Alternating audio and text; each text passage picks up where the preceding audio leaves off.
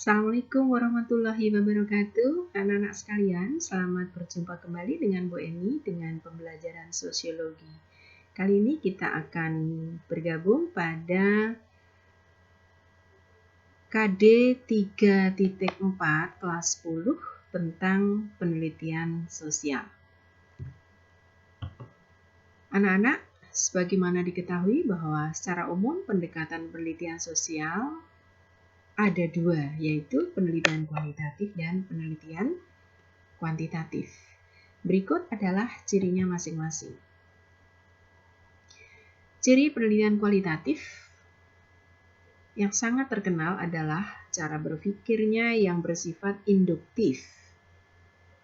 Realitas sosial demikian cair, mudah berubah. Tidak diperlukan pengujian teori karena nanti di sana para peneliti justru akan menemukan teori baru. Dia bersifat longgar, fleksibel, tidak seketat pada penelitian kuantitatif. Desain atau proposal penelitian juga bersifat sementara. Dia sifatnya acuan saja, tetapi bisa berubah di perjalanan waktu penelitian. Rumusan masalah juga bisa berubah tergantung kondisi di lapangan. Teknik pengumpulan data menggunakan multimedia, bisa dengan wawancara mendalam, bisa dengan observasi, bisa dengan studi dokumen. Kemudian, kajian teori tidak dijadikan sebagai pegangan utama. Seperti tadi di atas Ibu sebutkan bahwa justru mereka akan mendapatkan teori baru. Di sini, penelitian kualitatif tidak dibutuhkan hipotesis. Karena di sana justru peneliti akan mendapatkan hipotesis. Kemudian, peneliti sepertinya tidak bisa diwakilkan. Dia menjadi pengamat penuh, menyatu dengan objek yang diteliti, melakukan wawancara mendalam, relatif lama bersama objek penelitian. Hubungan antara peneliti dengan objek bersifat egaliter, akrab, empati, tidak menjaga jarak. Kemudian, di sini juga tidak menggunakan populasi dan sampel yang besar.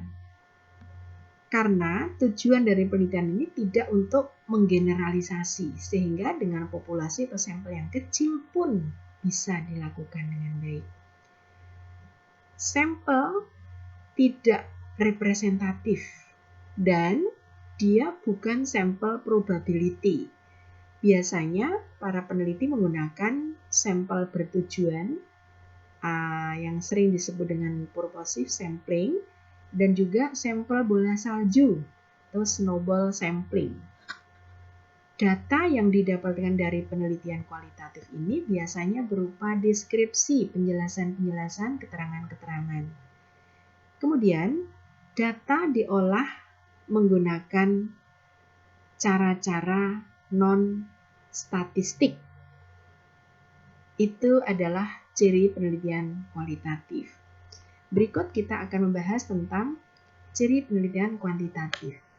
Berbeda dengan penelitian kualitatif, maka cara berpikir pada penelitian kuantitatif ini bersifat deduktif.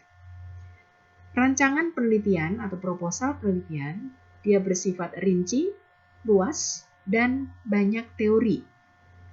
Kenapa banyak teori? Karena pada penelitian kuantitatif tidak untuk mendapatkan teori baru, melainkan biasanya bersifat menguji teori yang ada.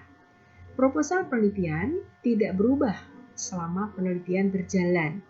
Peneliti akan dengan taat, dengan tertib, memanfaatkan proposal sebagai acuan selama penelitian.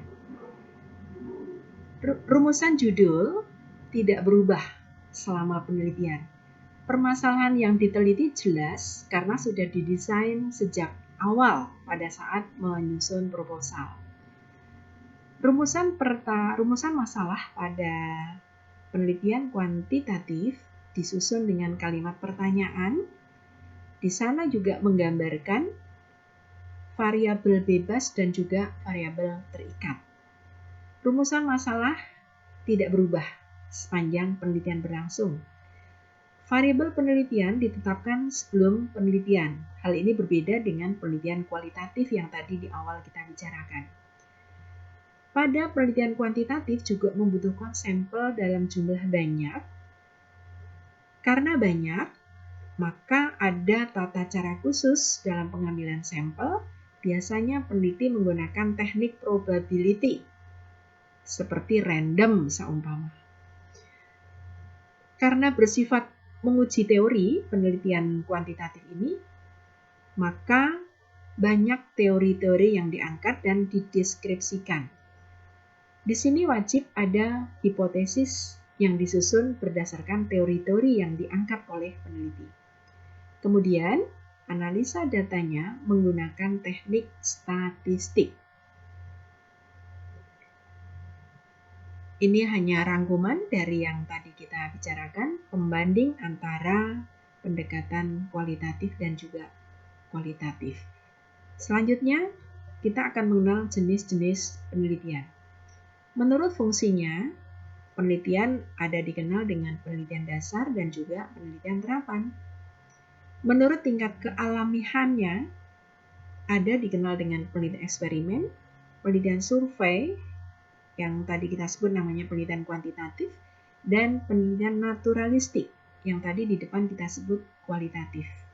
Menurut tempat penelitiannya, ada dikenal dengan laboratorium, penelitian perpustakaan, penelitian lapangan. Menurut metode dan pendekatan, dikenal dengan penelitian deskriptif, sejarah, kualitatif, kuantitatif, longitudinal, cross-sectional, dan penelitian evaluasi.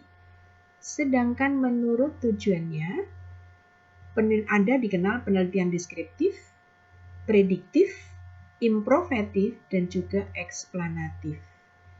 Anak-anak, lebih detail tentang jenis-jenis penelitian ini, kalian akan melakukan pembelajaran dengan discovery learning menggunakan modul yang sudah Ibu unggah melalui